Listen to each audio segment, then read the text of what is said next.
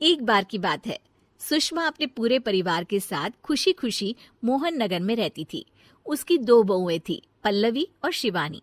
एक दिन दोनों बहुएं रसोई में काम कर रही होती है कि तभी उनकी सास सुषमा उन्हें बुलाती है। अरे बहू, जरा इधर तो आना। शिवानी, जरा जाकर देखना सासू माँ क्या कह रही हैं। दीदी आप ही देख लो ना जाकर, आपको भी तो सुनाई दे रहा है।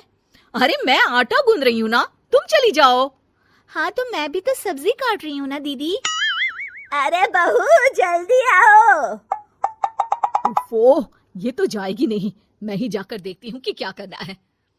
पल्लवी सुषमा के कमरे में जाती है। जी मम्मी जी, क्या हुआ?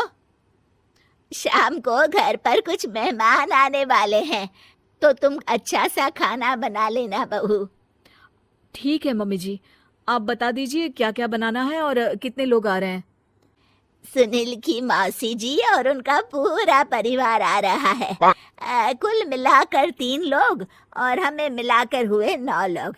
तो अभी से ही तैयारी करना शुरू कर दो। और हाँ, घर की सफाई भी कर देना, हाँ, अच्छे से। जी मम्मी जी, सब काम हो जाएगा, आप चिंता मत कीजिए। पल्लवी शिवानी को घर में मेहमान आने वाले हैं इसके बारे में बताती है। क्या 9 लोगों का खाना बनाना होगा, घर की सफाई करनी है? बाप रे, सासू माँ ने तो हमें घर की नौकरानी ही समझ कर रखा है। ऐसा नहीं बोलते शिवानी, हम इस घर की बहू हैं और घर के काम करना हमारा फर्ज है। दीदी तो है ही सासू माँ की चमची, जब देखो सासू माँ सासू माँ। मैं तो इतना सारा काम नहीं करने वाली। शिवानी कपड़े लेकर गमला साफ कर रही होती है और चक्कर आने का नाटक करने लगती है। मेरा सर चकरा रहा है। तभी वहां पल्लवी और सासू माँ जाते हैं। अरे बहू, क्या हो गया तुम्हें? मम्मी जी, बहुत तेज सर में दर्द हो रहा है। तुम एक काम करो शिवानी, आराम कर लो। नहीं नहीं दीदी, घर में मेहमान आने वाले हैं, मुझे आपकी मदद करनी चाहिए। अरे कोई बात नहीं शिवानी, तुम आराम कर लो, मैं सब काम कर लूंगी। ठीक है दीदी, अगर आप इतना कह रही हैं तो आराम कर लेती हूँ। शिवानी आराम से अपने कमरे में मैगजीन पढ़ रही होती है। इसे कहते हैं आराम की जिंदगी। इतना सारा काम। चलो, सारा काम खत्म हो गया, शिवानी को देख आती हूँ। शिवानी अपने कमरे में ईयरफोन में गाने सुनते सुनते सो जाती है और उसके साइड में मैगजीन भी रखी होती है। पल्लवी वहां आ जाती है और वो सब देखती है।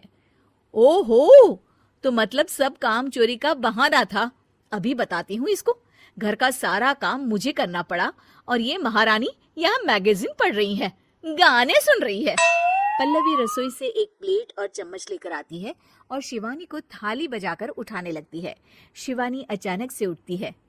उठ गई महारानी, गाने भी सुन लिए, मैगजीन भी पढ़ ली। तुम तो बहुत बड़ी झूठी निकली शिवानी। तुमने सर दर्द का बहाना बनाया ताकि काम करने से बच सको। हाँ बनाया बहाना, तो क्या करती, इतने सारे काम करती। मुझे कोई शौक नहीं है चापलूसी का। क्या चापलूसी? तुम्हें लगता है कि मैं सारे काम चापलूसी के लिए कर रही हूँ? नहीं तो क्या। तभी वहां सासू माँ आ जाती हैं। अरे बहू, वो लोग बस आने ही वाले हैं, तुम तैयारियां कर लो। जी सासू माँ, तुझे तो मैं बाद में देखती हूँ। सब खाना खाने बैठते हैं और खाना शुरू करते हैं। तभी सुनील की मौसी बोलती है। वाह भाई वाह, खाना तो बहुत ही अच्छा बना है सुषमा जी। एक एक चीज में क्या स्वाद है। ये सुनकर शिवानी मुंह बना लेती है। उसे अपनी जेठानी की इतनी तारीफ रास नहीं आती। आपकी बहुएं तो बहुत ही अच्छा खाना बनाती है। हाँ, बनाती तो दोनों ही अच्छा है, पर आज ना ये सारा खाना बड़ी बहू ने बनाया है। छोटी बहू की तबीयत ठीक नहीं थी, सो इसलिए। मानना पड़ेगा सुषमा जी, आपकी बड़ी बहू तो बहुत ही गुणवान है। पल्लवी की तारीफ सुनकर शिवानी को जलन होती है। पल्लवी ये सुनकर खुश हो जाती है और शिवानी की तरफ देखकर उसे चिढ़ाती है। कुछ देर बाद मेहमानों के जाने का वक्त हो जाता है। मौसी जी सबके लिए उपहार लाई होती है। वो सबको शगुन के पैसे देती हैं और अंत में पल्लवी के पास आती है।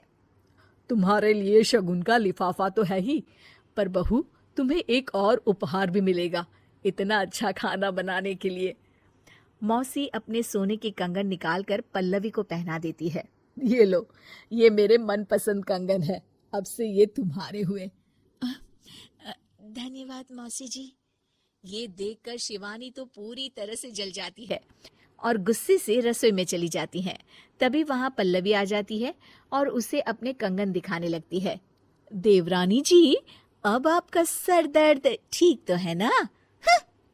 मुझे लगता है कि अब सर दर्द शुरू हो गया होगा आपका।